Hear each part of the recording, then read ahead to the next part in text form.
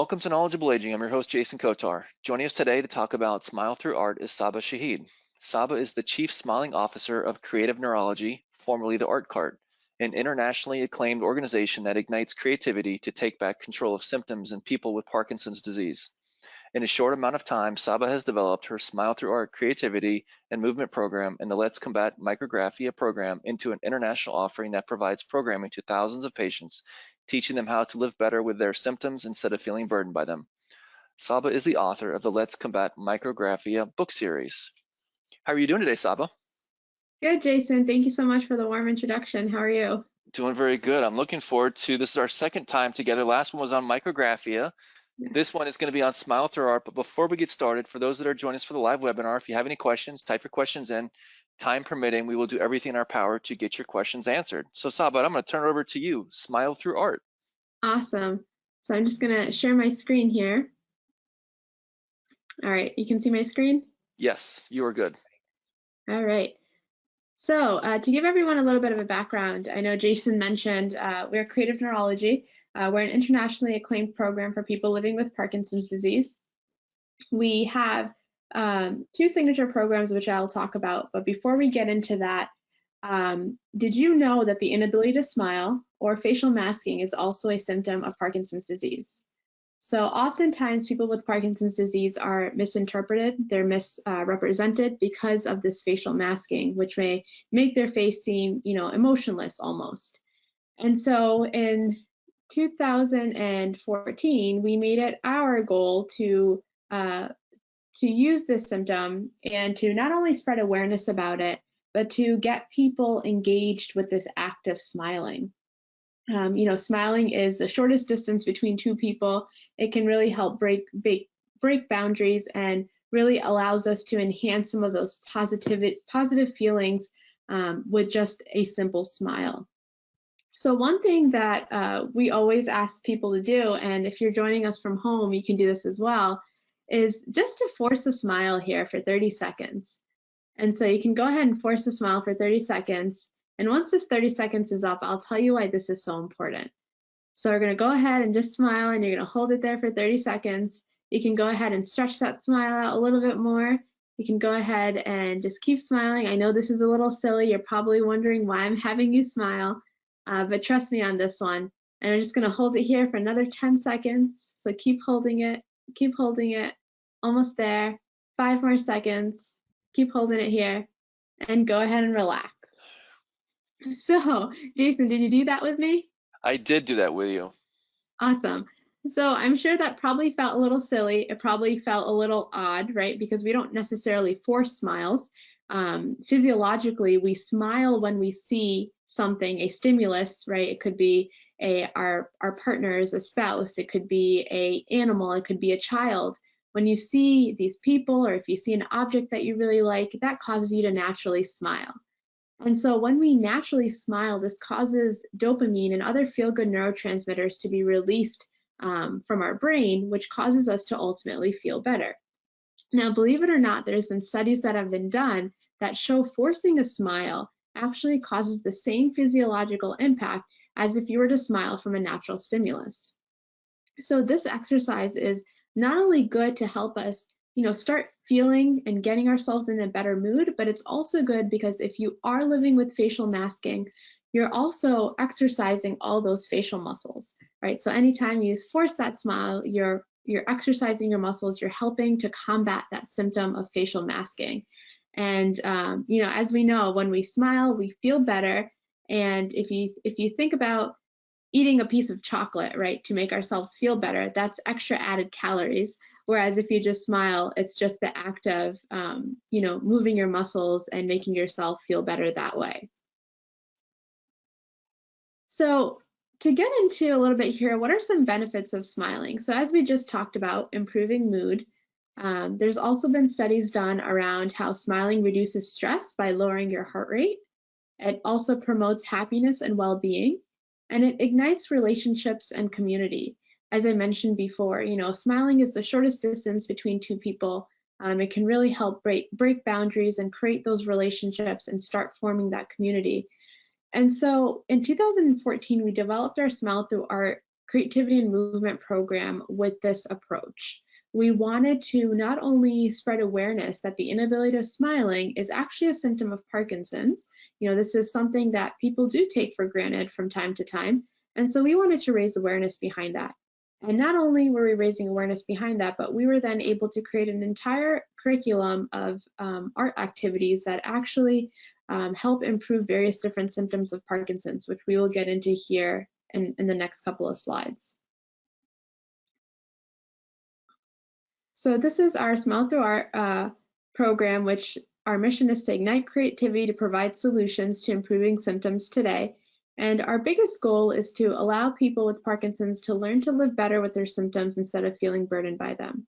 Now, our Smile Through Art workshops have also been scheduled and planned for other movement disorders as well, such as MS patients, people that have suffered with a stroke, Huntington's. So all of these movement disorders are similar in a way that you can be using art to help with your symptoms. So to talk about how smiling increases mood a little bit here. So we did a study back in 2016 where we were seeing how art impacts mood and how a person with Parkinson's comes in with a lessened level of mood, but at the end of our Smile Through Art workshop has a heightened level of mood. So here you see on this slide, we have a 98% increase in mood with people living with Parkinson's when they come to our workshop from before to after. So this means that they probably are going from being sad to content, sad to happy, angry to content, angry to happy, or content to happy. And the remainder 2% stay stagnant or where they were from when they first came to the workshop.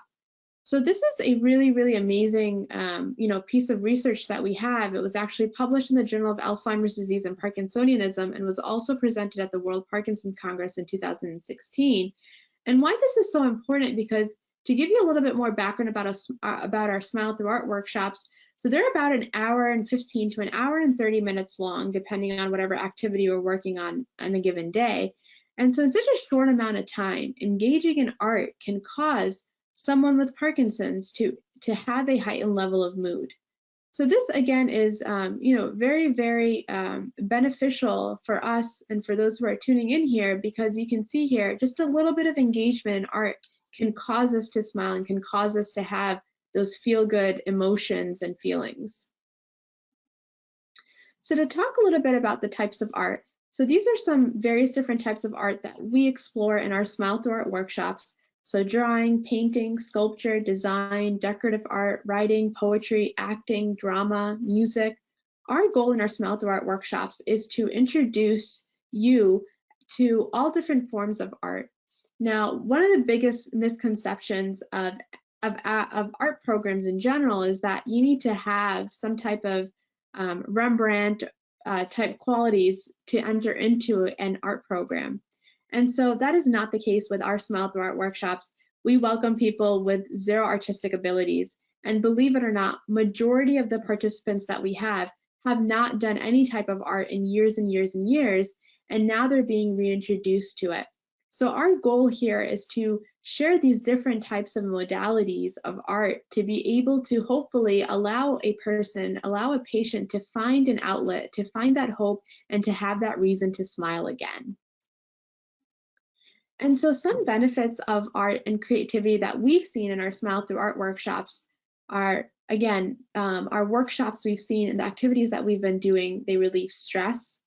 It's very interesting to see when you focus on a creative task, how you're so focused that you stop thinking about your surroundings. And that process of being focused on an art activity allows you to de-stress. Art also promotes creative thinking. So in our workshops, we give very little direction. And the reason for that is because we want to see people ignite their creative side of their brain. We want to see what they come up with. And it's so amazing how a little bit of direction can cause people sitting in an entire room, or whether it be through a Zoom meeting, to create various different types of, whether it be a drawing activity, we're doing different types of drawings. And it's so amazing because each person interprets art in a different way, and you're able to see that. because they're using their creative minds and they're allowing that process to then allow them to create and put something on paper. Now, when you create something, you have this amazing sense of accomplishment, right? You've now worked with your symptoms instead of working against them, and you've created a piece of art that you didn't think you'd be able to make previously. And so that feeling is, very accomplishing, and that also allows us then to build confidence. We're not only building confidence in our art abilities, but we're building confidence in ourselves, in our symptoms, and confidence in the fact that we're working towards living better with our symptoms instead of feeling burdened by them. And overall, there's been a lot of studies that have also been done that shows that art improves quality of life. And we've seen this in our workshops time and time again. There's people that attend our workshops who haven't done anything creative in years, and then just after 1 to 2 different workshops of attending, they then come back to us with different pieces of art that they've created during their own time. And soon enough, I have a gallery of paintings and artwork in my basement from what people are bringing in and sharing. It's really amazing to see this outlet that art is able to give. And anytime we do any type of new activity, we're actually increasing neuroplasticity. We're creating new brain waves, we're creating new connections in our brain.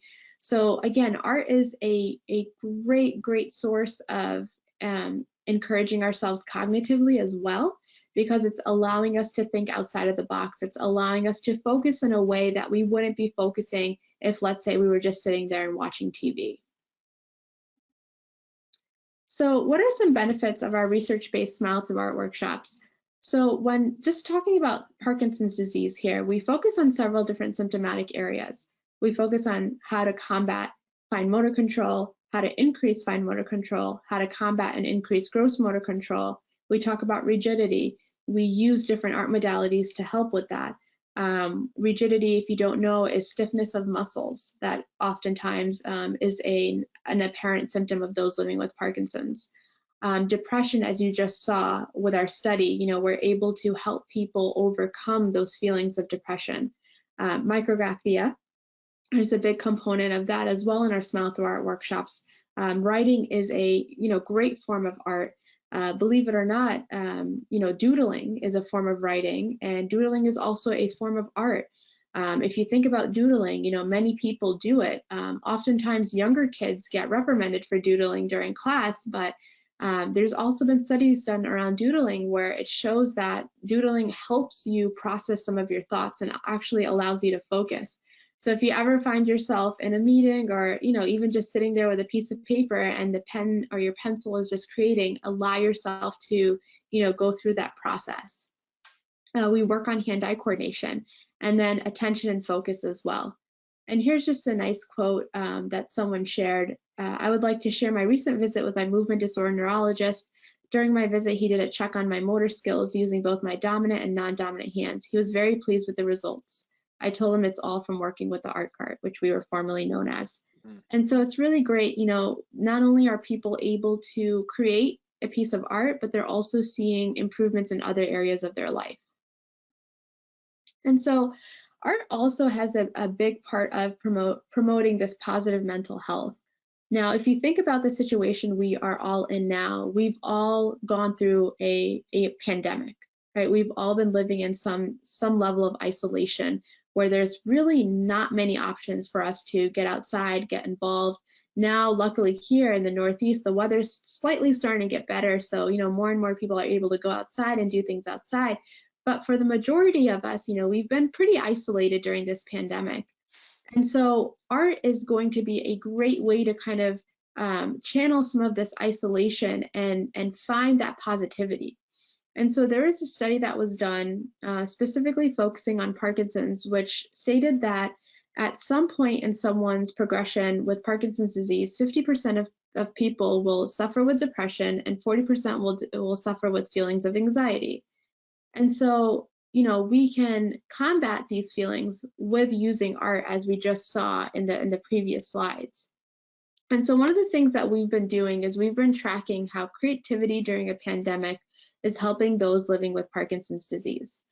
And so we found that 100% of our past Smile Through Art participants that have participated during this COVID-19 pandemic have said that our workshops help them learn about what they can do to live better with their Parkinson's disease.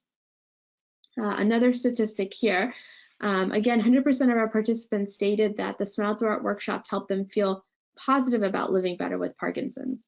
Now, as we know, living during a pandemic, there's a lot of negative feelings that can come, right? There's a lot of negative self-talk that can be done because we are isolated.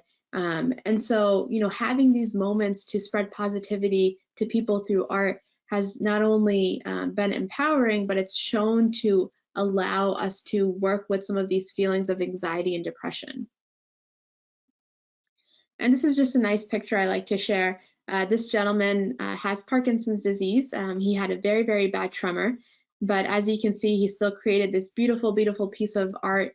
And he worked with his symptoms instead of feeling burdened by them, and again was able to create this beautiful piece. Here's just another picture of some of our other participants and their drawings. You can see most of these are tulips, but you can see each person's tulip is a little bit different, and that kind of mirrors what I was talking about before. Is art really is a personal interpretation, and what you create is a part of the creative process that not only involves you picking up a pen or pencil, color pencil, marker, whatever it may be, but it causes this engagement between your mind and your body to then be able to put something on paper or on canvas. And it's truly a beautiful process because, again, each person will create something slightly different. Each person will also have their own interpretation of what they are seeing. So how are we creating currently? We have our live Smile Through Art workshops. Typically, we have about 2 workshops a month. We also set up private workshops for organizations that are interested in just providing this program to their constituents. We also have Smile Kits. These are kits that we mail out that you can open up, and you'll have all the materials that you need, and you can start creating during your own time.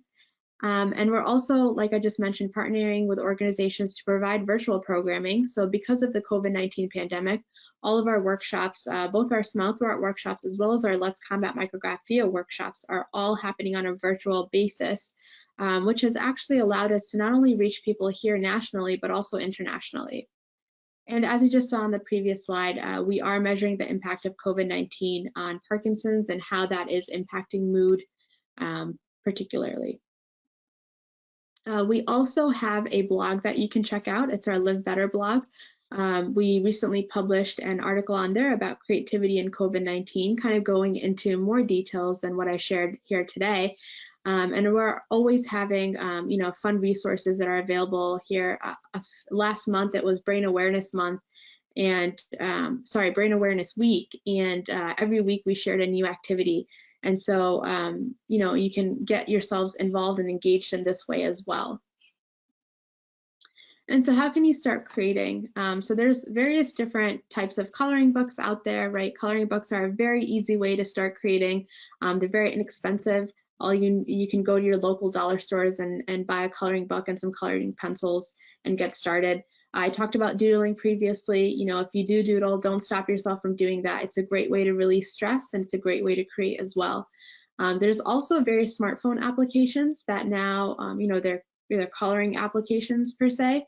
I always recommend the smartphone application secondary to coloring books or any type of physical art that you can be doing, because you do tend to get a bit more out of using your hands in a way that you're creating on paper versus using your phone. But that is not to say that many of these smartphone applications are a great outlet for you to process some of those emotions. I'd like to talk about the importance of the involvement in family members and caregivers for those individuals with Parkinson's. Can you talk a little bit about that, please? Absolutely. It is so important for this, to move through any type of disease or any type of, Parkinson's, with having that support of not only your family, but also community. And that's one thing that our Smile Through Art workshops actually enable. We always invite a spouse or care partner or family member to come along with the person with Parkinson's, because that allows them now to engage in a positive space where they're not focused on the Parkinson's, they're not focused on the symptoms, they're just focused on having a good time together and creating something. And as you saw in that picture I showed with that gentleman who had the tremors, the lady that was sitting next to him was his spouse. And so the Gotcha. two of them were able to come together and create this beautiful piece that they have now hanging on their wall. So Yeah. this ability to, to have this camaraderie, to be in a space where there's other people that are living with what you're going through, really makes a big, big improvement. Not only to motivate one another, to push one another to be able to get more involved and active, but also to process some of those emotions and to talk about, hey, this is what I was dealing with today. Have you ever encountered something similar? So it not only provides a creative space, it also provides that support system, which is very important. Yeah. So I noticed, Saba, on your website, the Smile Through Art, you have three words there on your curriculum, if you will, and it says smile, create, and move. Can you talk Yeah. about the importance of all three of those things when you're talking about an individual with some kind of a movement disorder?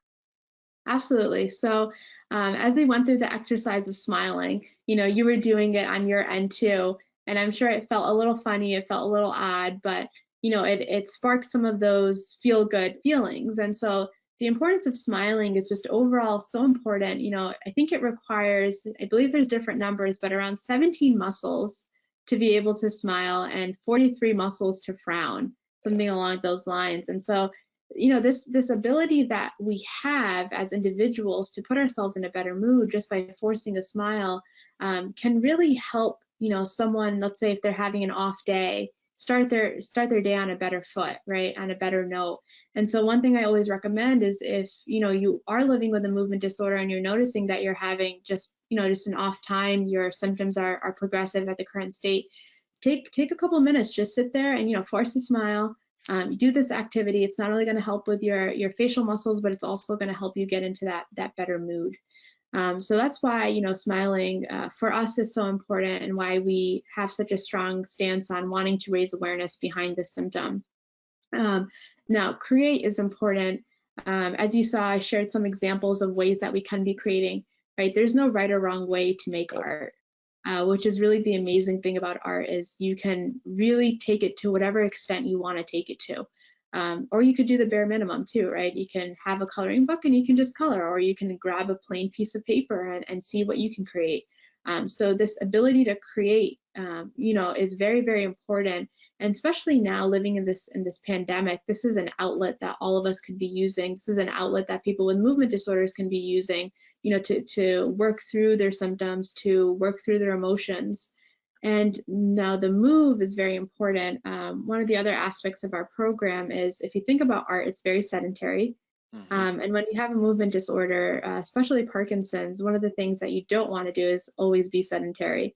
And so the move component of our program engages people with different fine motor exercises, and engages people with teaching them, what they can be doing to move and to, not just sit there at home and be watching TV. So I'd like to kind of explore the changes, or how your program, Smile Through Art, has somewhat evolved from when you first started to today. Obviously, the pandemic has taught us a little bit of everything. What do you think you've learned from a creative perspective of being, the owner of the Smile Through Art, because of the pandemic? So we started back in 2014, and back then, it was early on where we were still researching what works, what doesn't work. Hmm. One thing I would say, regardless of the pandemic, is that the movement disorder community, just in general, has this big sense of resiliency, even during this pandemic, where I've seen that, people still want to stay involved, people still want to be doing creative activities to help them, even if we are meeting in a virtual way. And so I think over the years, a big learn has been that as the world is evolving, we're also evolving, right? And there's different, because of different scenarios like the pandemic, one of the biggest things, one of the biggest challenges we had was to figure out how to now bring our in-person workshops to an online platform. And that was initially very scary for us, because, just in 2019, before the pandemic hit, we traveled to 15 different states to introduce our Smile Through Art program to various different people living in the United States. And we went from traveling every week to now being stagnant. And so it did take a little bit of time to, figure out how we're going to move our platform over to a virtual way. And then the other, kind of struggle that came with that was now we had to spend time and educate, our constituents on how to still feel comfortable and still be able to deliver to them the same, if not better, quality program. So then going forward, are you going to kind of integrate the virtual and the in-person once that ability is back? Yeah, so I don't think we'll be getting rid of the virtual at anytime soon. I think there's, still a lot of uncertainty with COVID and what's going to happen. So I'm very proud to say that we're going to continue providing virtual programming for as long as people, want that. We will be looking into having more in-person type workshops, probably around the fall time, just to see how things go with this summer. So as time progresses, we're evaluating how things are going and continuing to adjust that way.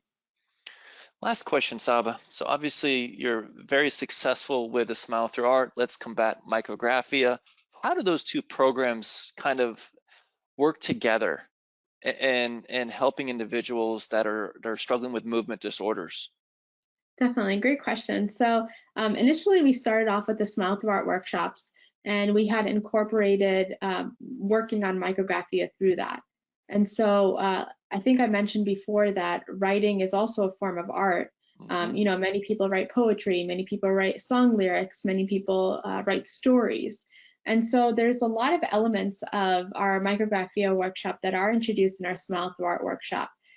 So the two of them do work together, whereas the Let's Combat Micrographia workshop is very focused just on that micrographia symptom.